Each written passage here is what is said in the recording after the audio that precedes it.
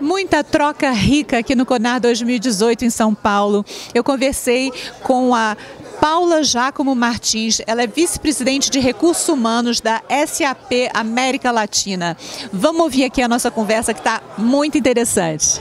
Paula, que prazer estar aqui com você. Eu participei da sua palestra, super interessante. Eu adorei uma frase que você falou, que o RH precisa promover experiências. A gente pensa em RH promovendo processos, né? Aí você falou, em vez de processos, vamos trazer experiências para as pessoas. Você pode evoluir um pouco nisso?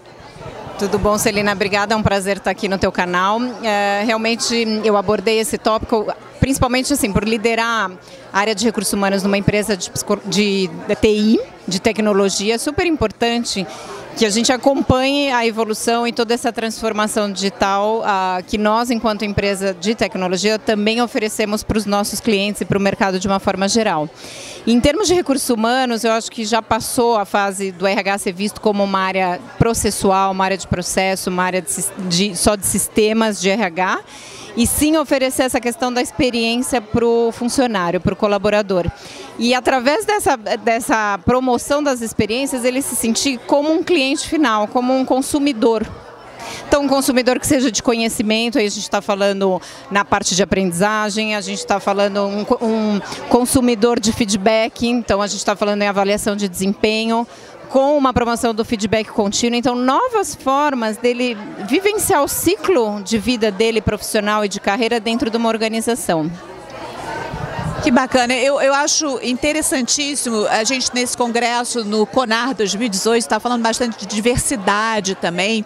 Eu achei interessante uma pergunta que foi feita para você até sobre o dress code, não sei se é essa que você está lembrando, sobre a forma de se vestir, né, que meio que começa a ter uma imposição, acho que começa a ficar uma coisa ao contrário, né, de impor que você precisa ser descontraído, usar bermuda, tênis, etc. Sentar em puff. Adorei essa pergunta, foi muito bacana. Você não consegue nem levantar do puff, mas tudo bem, tem que sentar no puff. Mas a questão é essa, você contou uma história dentro da sua empresa, dos mexicanos. Explore isso um pouquinho, por favor.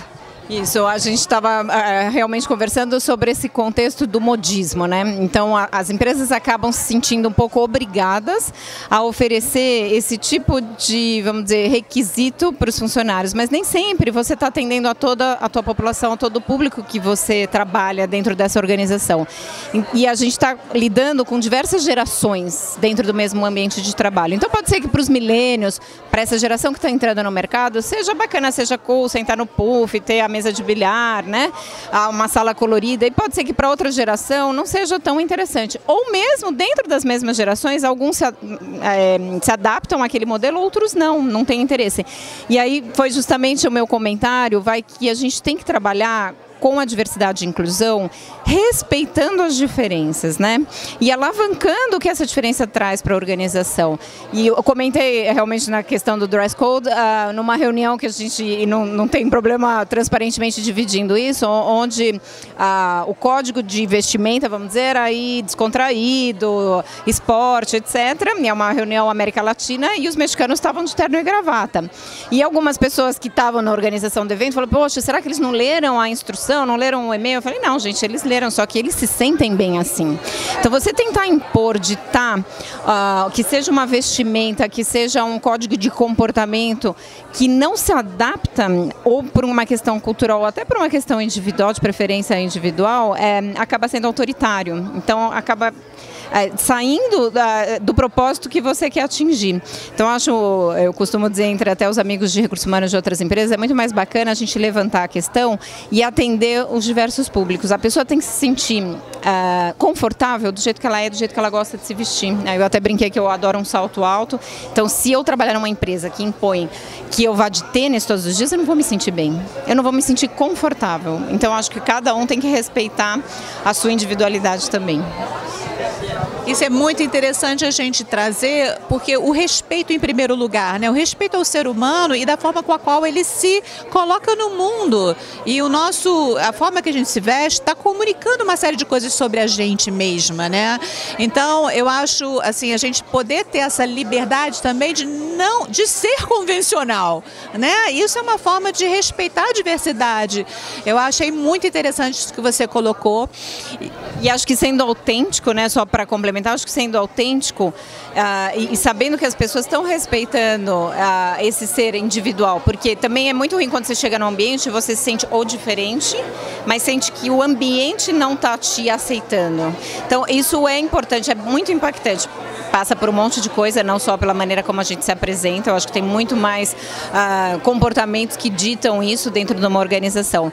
Principalmente na SAP, a gente tem promovido mais e mais as questões de diversidade e inclusão, dando esse enfoque, né, do respeito das pessoas poderem ser o que são dentro do ambiente de trabalho. Interessante. Nesse mesmo painel que a gente estava, no mundo executivo, foi falado em algum momento sobre as profissões do futuro, né? Sobre as carreiras do futuro e o quanto que vai ser cada vez mais demandadas as social skills, né? As habilidades emocionais e também você não fazer coisas repetitivas que você poderia ser substituído por uma máquina. Você, como uma empresa de tecnologia, provavelmente está num mundo de bastante gente jovem, né, que já tem assim um mindset que pode, né, que busca inovação, que busca autenticidade, que busca propósito, né? Como é que você acha para empresas que não são da área, por exemplo, de tecnologia, que tem um público com mais idade, como é que você acha que essas pessoas poderiam se trabalhar para estarem aptos a acompanhar essa evolução? Eu acho interessante até mesmo, apesar de ser uma empresa de tecnologia, a gente tem um público também diversificado em termos de gerações. Então hoje a gente já tem as 5 gerações convivendo no ambiente de trabalho e até por ser uma empresa de software B2B, a gente tem muita gente sênior e experiente e que continua super atuante dentro desse contexto. Então essa mistura de gerações ela é interessante e eu acho que a gente tem que tirar proveito dela. E justamente não só você propiciando um ambiente aberto à troca de ideias, mas também como você troca conhecimento. Uma das coisas que eu comentei que a gente tem promovido de uma forma mais estruturada é o conceito de mentoria reversa, onde uma pessoa de uma geração uma geração mais jovem acaba sendo mentor de uma geração mais velha ou anterior a dele. E isso é super interessante porque ele acaba aprendendo ou indo atrás de conhecimento, de como estruturar aquele processo de mentoria, um processo mais estruturado, mais organizado, onde ele, sendo um millennium, por exemplo, vai passar ideias, conhecimentos para alguém da geração X ou até de um baby boomer. Então isso é super rico e as pessoas, ambos, né, estarem abertos para essa troca de conhecimento. E quando vocês trabalham essa mentoria reversa, vocês trabalham 1 a 1 ou vocês... Porque existem modelos que são mais... Porque às vezes eles ficam assim, mais seguros quando estão em grupo, mas você consegue trabalhar 1 a 1? 1 a 1 nesse sentido. Eu acho que a gente está promovendo uma coisa nova que a gente começou a estruturar e eu acho que dá essa possibilidade daquele indivíduo, aquele jovem que está se preparando, ele vai atrás, né, de como ele vai estruturar. A gente também fornece uns materiais interessantes para ele se embasar naquela conversa, para ser uma conversa dirigida e formar um programinha mesmo, de 8 a 10 sessões, é mais ou menos o que a gente indica que ele desenvolva aquele programa de mentoria com alguém de uma geração anterior a dele. E a última pergunta para a gente fechar aqui, que está na hora de ir para uma outra palestra. Você, sobre a pessoa que está sendo mentorada, e como é que é essa abertura? É uma coisa voluntária? É imposta? Ele quer? Ou você, como RH, sugere? Como é que funciona isso? O programa é voluntário, então a gente acaba, vamos dizer, convidando as pessoas, tanto quem quer ser o mentor como quem quer ser o mentee, e tenta sugerir que sejam pessoas de gerações diferentes. É assim que a gente está lidando, mas voluntário, não é uma imposição. E óbvio que a gente faz uma promoção dos benefícios que ele pode adquirir com aquilo. Num primeiro momento, às vezes pode parecer meio estranho, mas depois que ele começa, várias pessoas vêm dar um retorno e um feedback para nós que estão curtindo muito a ideia e abrindo mesmo a mente para outras coisas que, às vezes até assim, opiniões, um ângulo que ele não viu daquela forma, ou ele mesmo propõe, por exemplo, sei lá, vou implementar um processo novo na minha equipe. Então, vou testar com aquele meu mentor como que ele viria aquela minha ideia, o que ele tem para sugerir, o que eu poderia fazer diferente para atingir o público que eu quero. Então, isso acaba sendo bastante enriquecedor. Que bacana. Então fica aí a dica da mentoria reversa.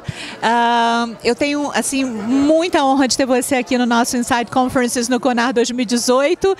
Obrigada. E agora vai curtir lá, é a CEO? A presidente da SAP Brasil, Cristina Palmaca, que vai estar falando sobre diversidade e inclusão. Obrigada, querida.